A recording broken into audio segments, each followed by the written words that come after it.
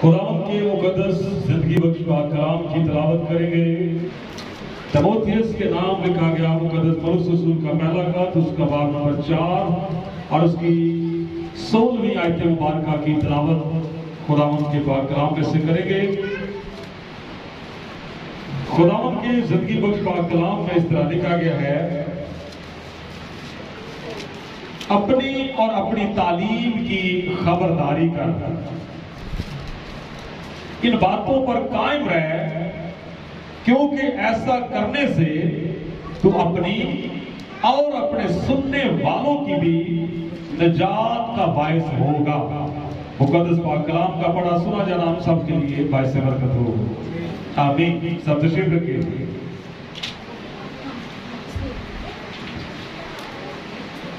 خداوند یسوع مسیح کے قادر و جلالی نام میں آپ سب کی سلامتی ہو۔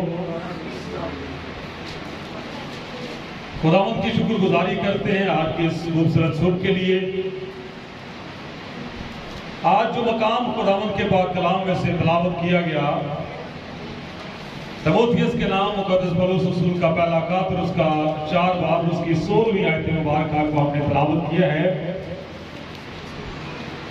خداوند کا بندہ مقدس پولس رسول، جو کہ جب تک خداوند یسوع مسیح اس روئے زمین پر تھے، وہ خداوند یسوع مسیح کے رسولوں کے ساتھ شامل نہیں تھا،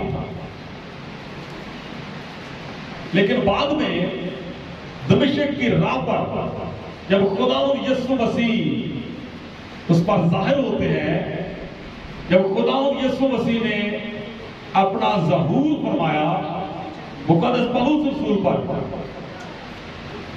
تو خداوند کے کلام میں لکھا ہے کہ پھر وہ خداوند کی خدمت کا حصہ بنا، اس ذمہ داری کو اس نے سنبھال لیا، کیونکہ جب خداوند یسوع مسیح نے اس کا چناؤ کیا تو لکھا ہوا ہے کہ خداوند نے فرمایا کہ میں تجھے جتا دوں گا کہ تجھے میرے نام کی خاطر کس قدر دکھ اٹھانا ہوگا۔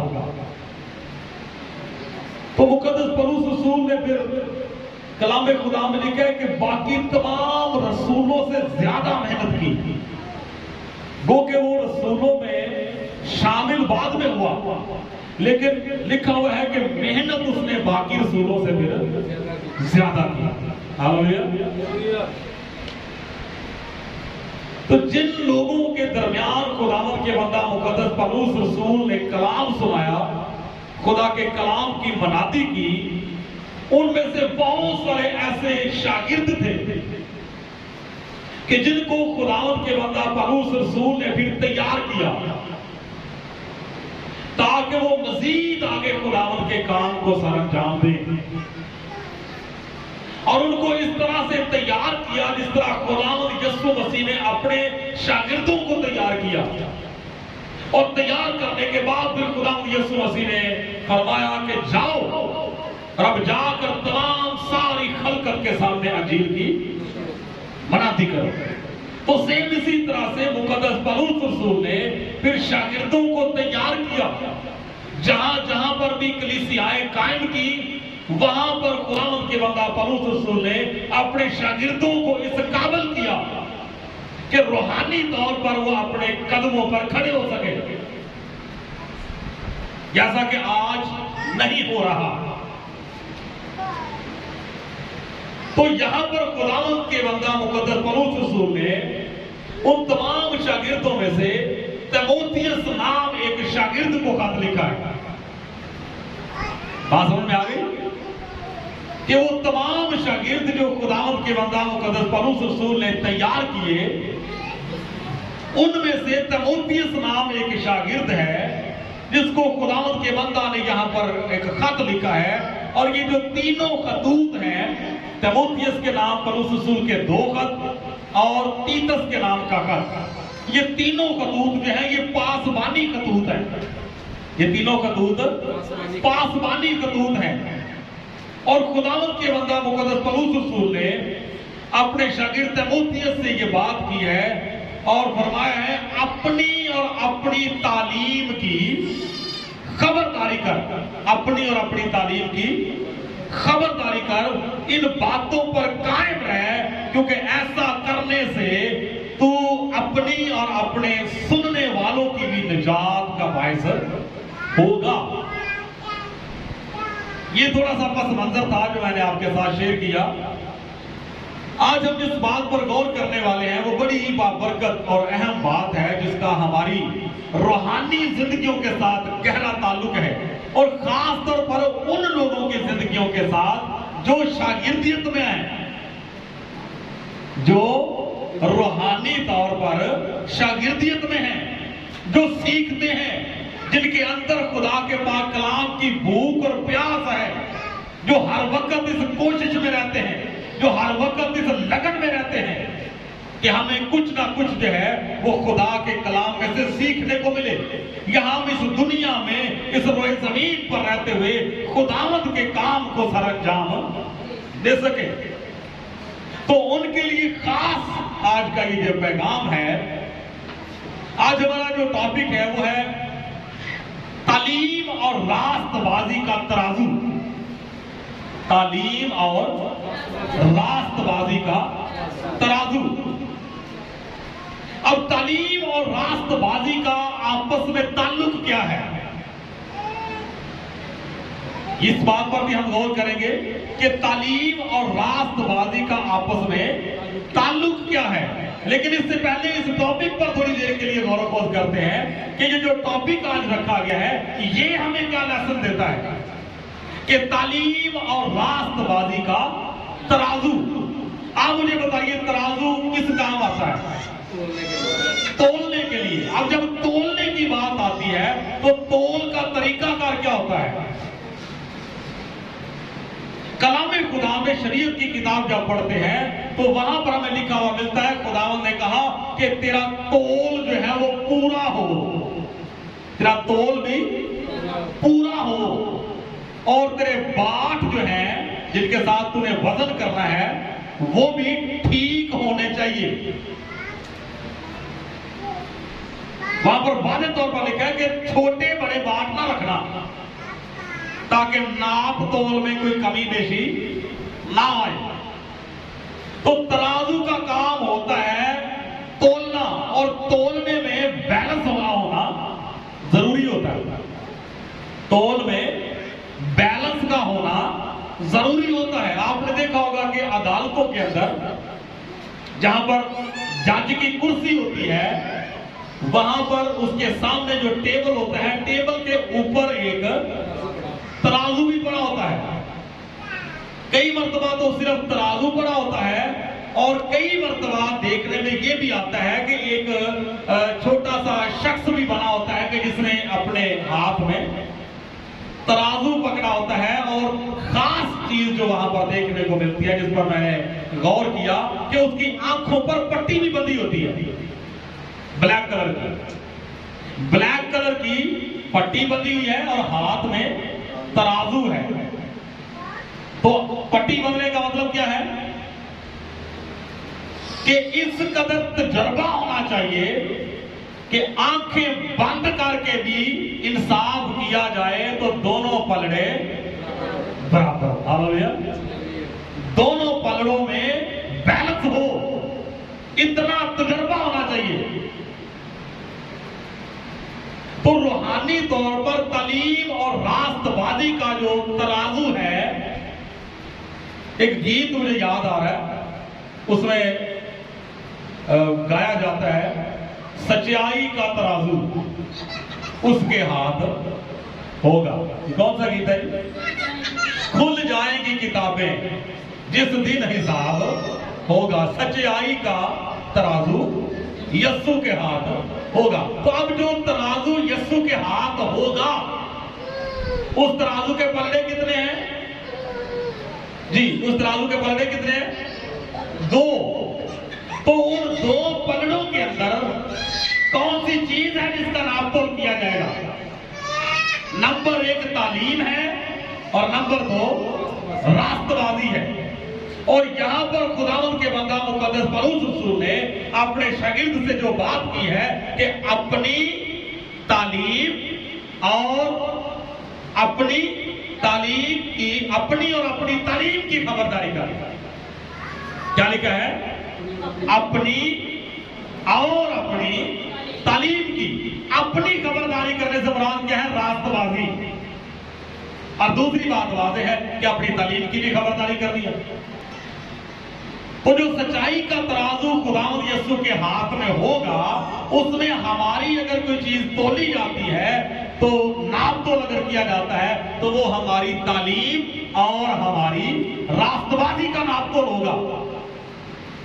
مقدس متی رسول کی انجیل نکالیے گا، خداوند یسوع مسیح نے کیا فرمایا وہاں جی. مقدس متی رسول کی انجیل اس کا 5واں باب اس کی آیت نمبر 20 کو پڑھتے ہیں تو یہاں پر لکھا ہوا ہے، کیونکہ میں تم سے کہتا ہوں کہ اگر تمہاری راست بازی فقیوں اور فریسیوں کی راست بازی سے زیادہ نہ ہوگی تو تم آسمان کی بادشاہی میں ہرگز داخل نہ ہوگے. اس کا مطلب کیا ہوا پھر؟ کہ راست بازی کا ناپ تول کیا جائے گا. اور پہلی چیز جو ہے وہ کیا ہے؟ وہ تعلیم ہے. تو ان دو چیزوں کے اندر ہمیں کیا کرنا ہے؟ بیلنس کریٹ کرنا ہے. اس سے پہلے یہ بات ذرا ادھر میری طرف توجہ دیجیے، غور سے سنیے گا. اس سے پہلے کہ خداوند یسوع کے ہاتھ میں جو ترازو ہوگا اس میں ہماری تعلیم اور ہماری راست بازی کا ناپ تول کیا جائے. ایک ترازو جو ہے وہ خدا نے مجھے اور آپ کو دیا ہوا ہے. اس سے پہلے کہ ہماری تعلیم اور راست بازی اس خداوند یسوع مسیح کے ہاتھ میں جو ترازو ہے اس میں اس کا ناپ تول کیا جائے، ہمارے پاس جو ایک ترازو خدا نے دیا ہوا ہے اس میں ہمیں خود اپنی تعلیم اور اپنی راست بازی کا ناپ تول کرنا ہے. یہاں پر کیا لکھا ہے کہ تو اپنی اور اپنی تعلیم کی خبرداری کر. کسی کو نہیں کہا گیا کہ کوئی آگے خبرداری کرے، یہ میں نے اور آپ نے خود کرنی ہے. یہ بات کی سمجھ آ رہی ہے؟ کیا بولا کہ اپنی اور اپنی تعلیم کی خبرداری کر. اب میں نے اپنی اور اپنی تعلیم کی خبرداری میں نے کرنی ہے. آپ کی تعلیم اور آپ کی جو راست بازی ہے اس کی خبرداری آپ نے کرنی ہے. یہ کسی دوسرے کا کام نہیں ہے، یہ کسی دوسرے کی ذمہ داری نہیں ہے. اور اب میں آنے لگا ہوں اس بات کی طرف جو بڑی ہی خاص اور اہم ہے کہ تعلیم اور راست بازی کا آپس میں ایک گہرا تعلق ہے جو میں نے پہلے بتایا. اور وہ تعلق کیا ہے؟ جس طرح کہ آپ سمجھ لیجئے کہ theory plus practical, theory plus practical. اب دیکھیے کہ جہاں پر تھیوری کے مارکس کاؤنٹ کیے جاتے ہیں ساتھ ہی ساتھ پریکٹیکل کے مارکس جو ہیں وہ بھی کاؤنٹ کیے جاتے ہیں. اگر تھیوری میں نمبر پورے ہیں اور پریکٹیکل میں مارکس کم آ گئے ہیں تو بھی بندہ فیل. اگر پریکٹیکل میں اس کے مارکس ٹھیک ہے اور تھیوری میں مارکس اس کے ٹھیک نہیں ہے تو بھی بندہ فیل. تو اس کا مطلب کیا ہوا کہ تھیوری پلس پریکٹیکل ان دونوں میں کیا کرنا ہے؟ ایک بیلنس ہونا چاہیے. تھیوری کے بھی مارکس ٹھیک ہو، پریکٹیکل کے بھی مارکس ٹھیک ہو تو بندہ پاس ہے. تو یہ دو چیزیں ہیں روحانی زندگی میں جن کا ہمیں دھیان رکھنا ہے. کئی مرتبہ تعلیم جو ہے وہ ٹھیک نہیں ہوتی، ویسے بندہ ٹھیک ہوتا، اور کئی مرتبہ ویسے بندہ ٹھیک نہیں ہوتا اور تعلیم جو ہے وہ اس کے پاس تھوڑی بہت ہوتی ہے لیکن اگر اس کی راست بازی کی طرف دیکھا جائے تو اس میں وہ ڈنڈیاں مارتا. تو ایک تو تعلق تعلیم اور راست بازی کا یہ ہوا جو میں نے ایگزامپل دے کے سمجھایا کہ تھیوری پلس پریکٹیکل.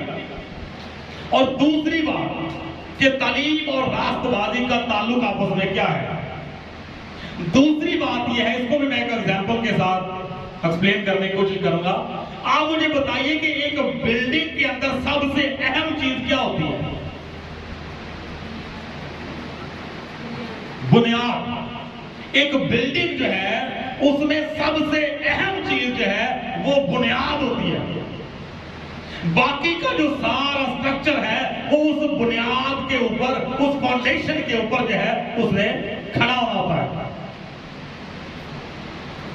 अब खुदावंद के मुकद्दस कलाम के मुताबिक कलीसिया के लिए गौर से बात सुनिएगा जरा। इन दोनों बातों का मैं आपस में जोड़ूंगा, फिर आपको समझ आएगी, तस्वीर बन जाएगी। कलीसिया के लिए कलाम खुदा में मुख्तलिफ नाम इस्तेमाल किए गए हैं। कलीसिया को कवारी भी कहा गया है, कलीसिया को खेती भी कहा गया है, बेड़े भी कहा गया है, और फिर इसी के साथ साथ कलीसिया के लिए एक लफ्ज और भी इस्तेमाल हुआ है, और वो है अमारत। वो लफ्ज कौन सा है? अमारत। एक हवाला में सा निकाल लीजिए ताकि आपको पता चल जाए।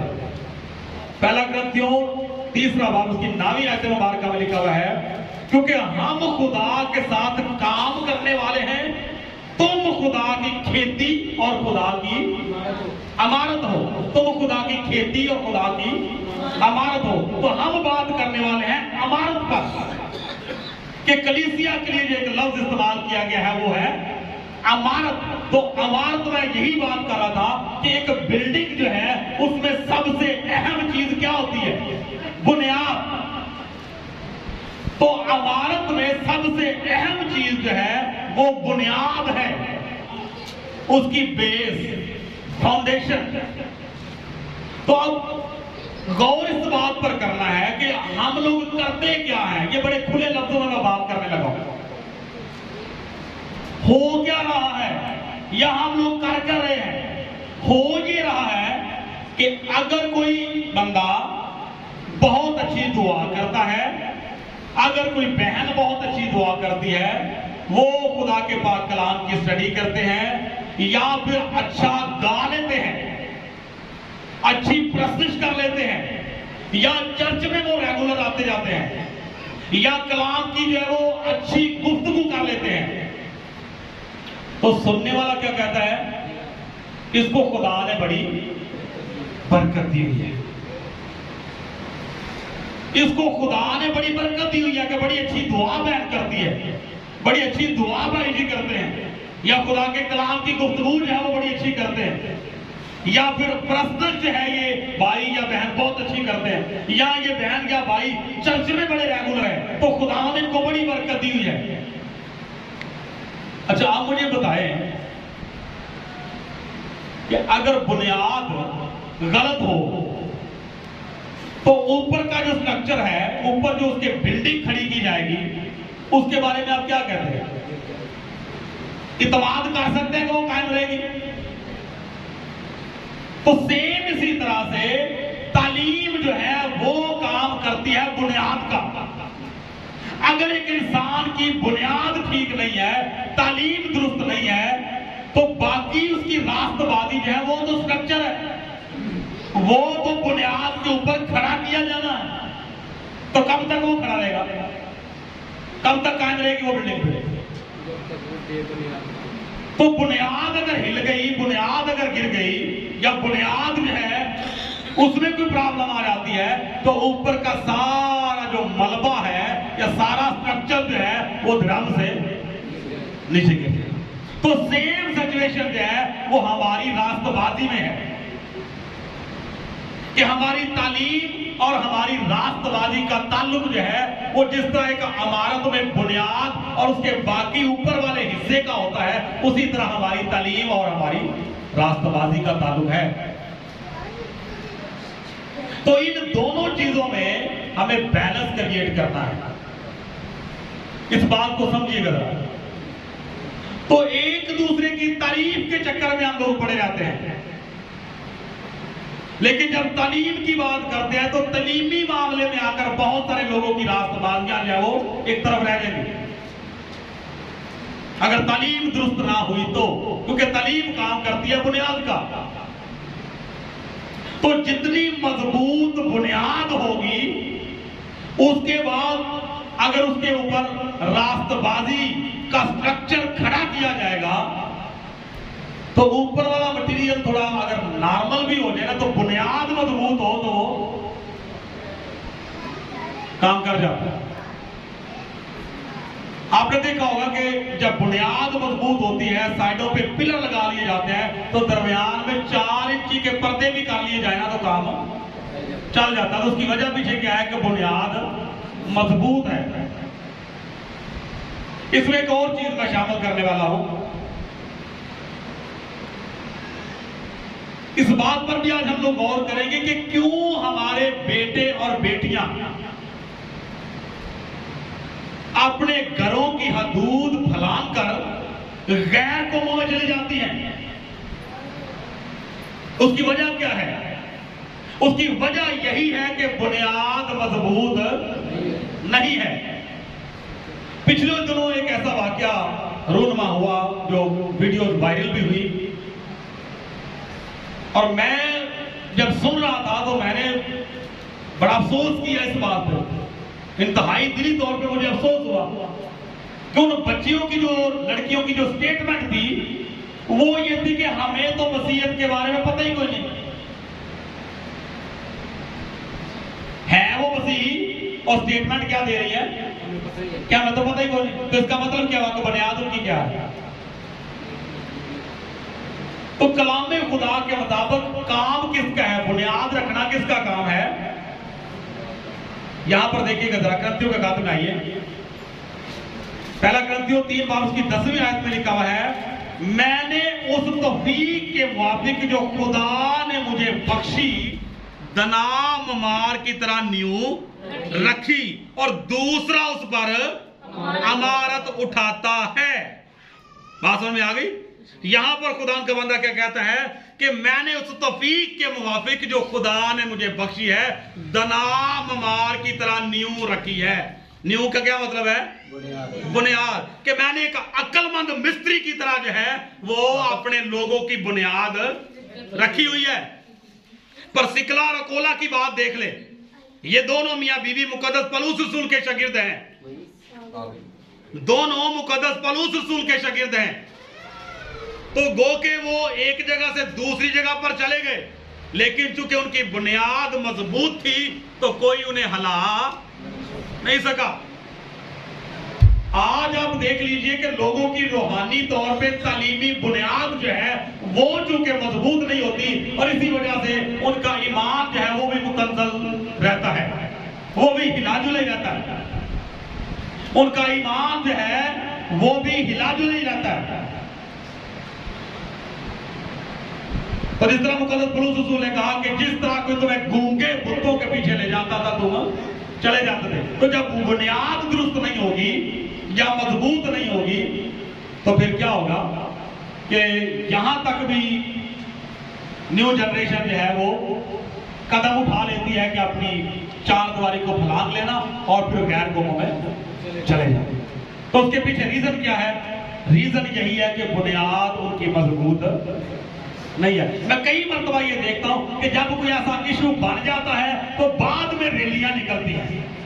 جب کوئی ایسا ایشو بن جاتا ہے تو بعد میں ریلیاں نکلتی ہیں، بعد میں جو ہے وہ خادم اکٹھے ہو کے احتجاج کرتے ہیں. تو بھائی پہلے جب گھروں میں فیملی وزٹ کے لیے جاتے ہیں تب ان کی بنیاد مضبوط کیوں نہیں کرتے؟ فیملی وزٹ کا میں اکثر بیٹی نیلم ہے لاسٹ ٹائم جب میں گیا وہاں پر تو کیا بات ہو رہی تھی فیملی وزٹ کے بارے میں نے کیا بتایا تھا؟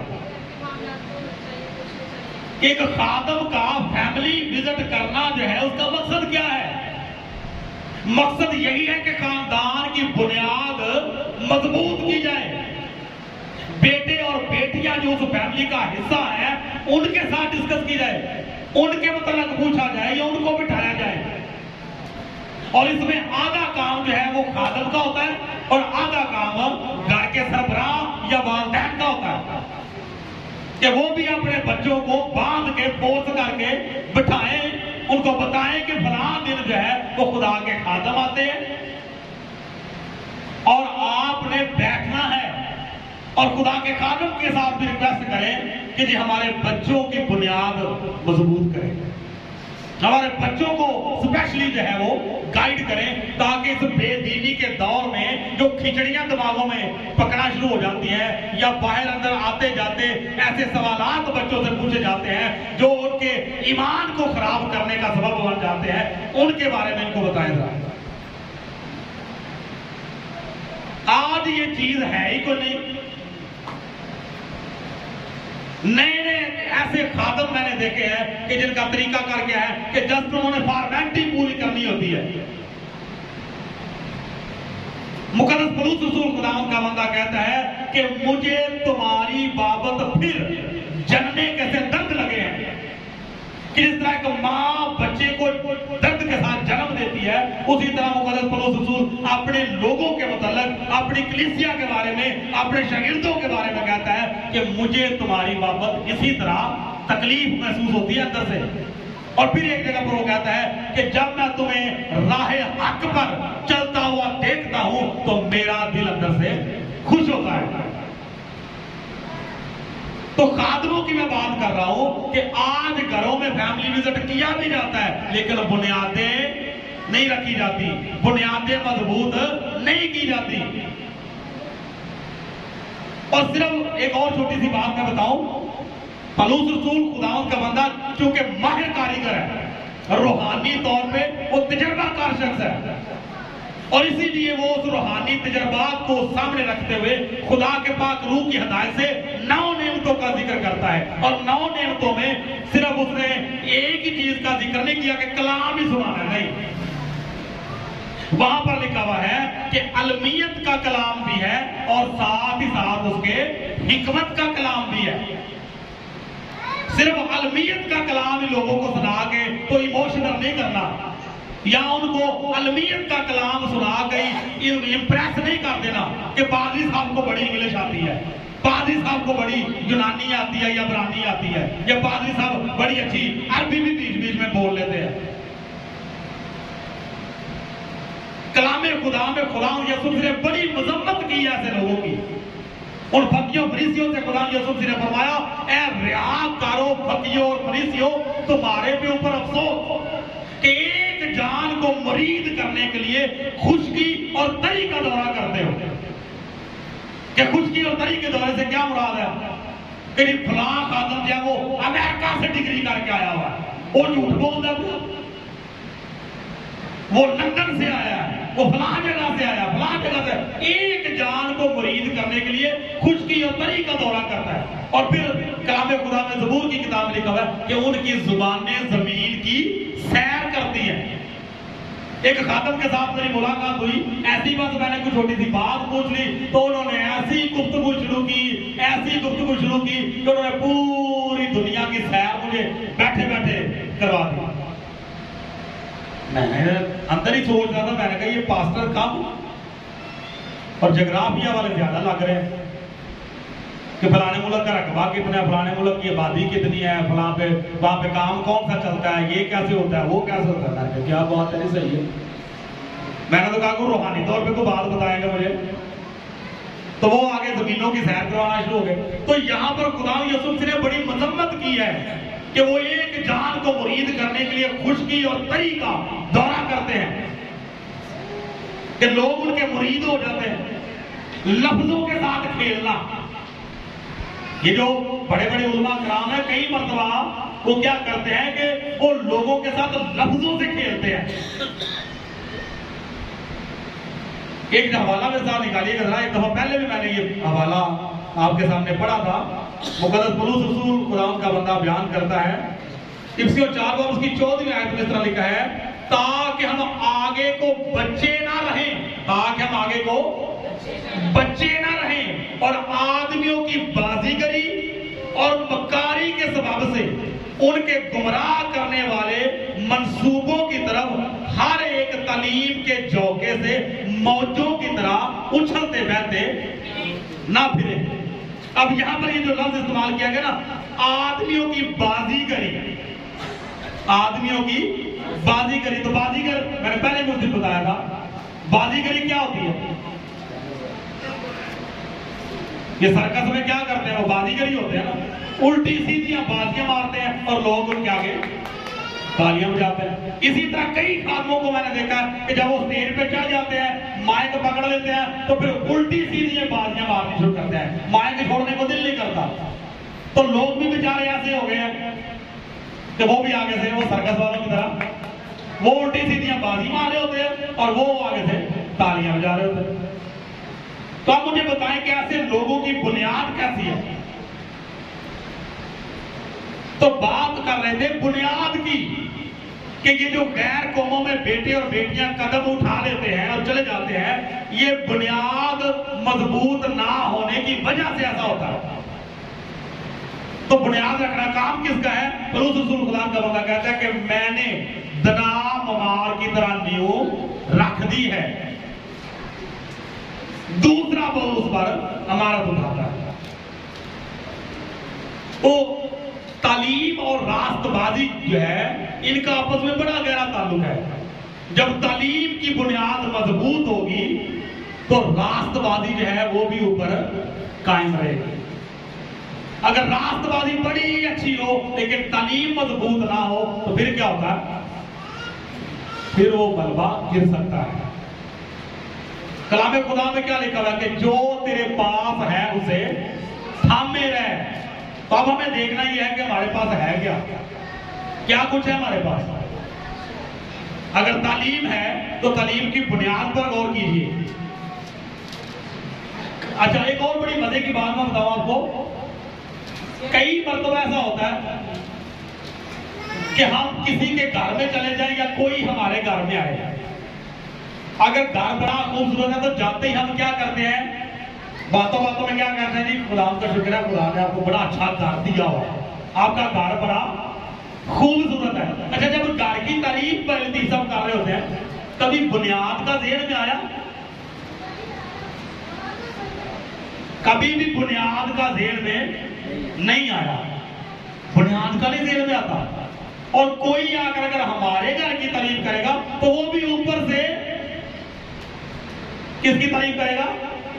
وہ بھی اوپر سے اسٹرکچر کی، دیواروں کی، کہ ٹائلیں باہر لگی ہوئی ہیں، اندر چپس لگی ہوئی ہے، کمروں میں بڑی ڈیکوریشن ہوئی ہے، ان چیزوں کی تعریف کرے گا، بنیاد کی طرف اس کی بھی توجہ نہیں جائے گی۔ تو اسی طرح کئی مرتبہ ایسا ہی ہوتا ہے کہ جب ہم کسی بندے کو دیکھتے ہیں، نہیں بڑی گہری بات کرنے لو، کئی مرتبہ ایسا ہوتا ہے کہ ہم کسی کو اچھی دعا کرتے ہوئے، اچھا کلام سناتے یا کرتے ہوئے یا پڑھتے ہوئے یا چرچ میں ریگولر آتے جاتے ہوئے دیکھتے ہیں تو ہم اس کی ساری اس بلڈنگ کی بڑی تعریف کرتے ہیں۔ لیکن جب بھی بات آتی ہے نا بنیاد کی تو کئی مرتبہ ایسا ہوتا ہے کہ اگلا بندہ چڑ جاتا ہے، ویسے ہی بنیاد کی بات کرے تو چڑ جاتا ہے۔ حالانکہ بنیاد جو ہے یہی سب سے اہم ہے۔ تو اس لیے میرے عزیزو، خداوند کے مقدس کلام کے مطابق آج موجودہ کلیسیا میں یہی ایک پرابلم چل رہی ہے۔ راست بازی ہے تو تعلیم نہیں، تعلیم ہے تو راست بازی نہیں، یا اگر تعلیم اور راست بازی ہے، دونوں ہے، تو وہ نیم گرمی والا چکر ہے۔ میں تیرے کاموں کو جانتا ہوں کہ نہ تو سرد ہے نہ گرم، کاش کے تو سرد یا گرم ہوتا، پاچے کو تو نہ تو سرد ہے اور نہ ہی گرم بلکہ نیم گرم ہے۔ یہ تو خداوند کے کلام کے مطابق تعلیم اور راست بازی کا بیلنس ہونا یہ ضروری ہے۔ یہی آج کا ہمارا ٹاپک ہے کہ تعلیم اور راست بازی کا ترازو، وہ ترازو جو مالک کے ہاتھ میں ہوگا، اس میں اگر دو چیزیں تولی جانی ہیں تو وہ یہی دو چیزیں ہیں، نمبر ایک ہماری تعلیم، نمبر دو ہماری راست بازی۔ تو اس روئے زمین پر زندگی گزارتے ہوئے اگر ہم خود ہی ان دونوں چیزوں کا بیلنس آپس میں کر لیتے ہیں تو ویل اینڈ گڈ، بچت ہو جائے گی ہماری پھر۔ تو اس لیے خداوند کے کلام کے مطابق خداوند کے بندہ نے فرمایا ہے کہ اپنی بھی خبرداری کرنی ہے اور اپنی تعلیم کی بھی خبرداری کرنی ہے۔ ایسا کرنے سے ہوگا کیا؟ اس کا رزلٹ کیا نکلے گا کہ نمبر ایک تو اپنی اور نمبر دو تو سننے والوں کی بھی نجات کا باعث ہوگا۔ جب انسان اپنی بھی خبرداری کرتا ہے اور اپنی تعلیم کی بھی خبرداری کرتا ہے تو نجات کتنے لوگ پاتے ہیں؟ نمبر ایک وہ خود پاتا ہے اور نمبر دو سننے والے بھی نجات پاتے ہیں۔ تو اس لیے میرے عزیزو، خداوند کے کلام کے مطابق ان ساری باتوں کو یاد رکھنا ہے اور سمجھنا ہے کہ تعلیم اور راست بازی کا ترازو جو ہے اس کے دونوں پلڑے جو ہیں وہ بیلنس کرنے ہیں۔ ہاللیلویہ۔ خدا ہم سب کو آج کے اس پاک کلام کے وسیلہ سے برکت بخشے۔ آمین۔